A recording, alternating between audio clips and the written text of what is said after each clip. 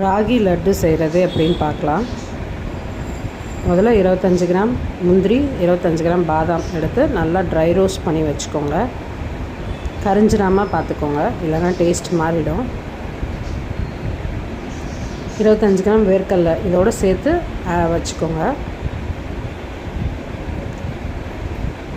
1 spoon நெய் ஊற்றி 1 cup ragi மாவு அதில் போட்டு நல்லா வறுத்து எடுத்துக்கோங்க.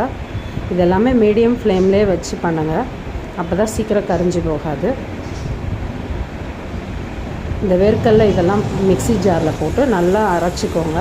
10 பேரிச்சம்பழம் போட்டுக்கோங்க, அதையும் சேர்த்து அரைச்சிருங்க. அதுக்கப்புறமா கருப்பட்டி போடுங்க. கருப்பட்டி போட்டு அதையும் நல்லா அரைச்சிக்கோங்க. ஏலக்காய் 5 போடுங்க, அதையும் அரைச்சிட்டு அந்த மாவெல்லாம் ராகி மாவையும் ஒன்றா சேர்த்து நல்லா மிக்ஸ் பண்ணி எடுத்துக்கோங்க.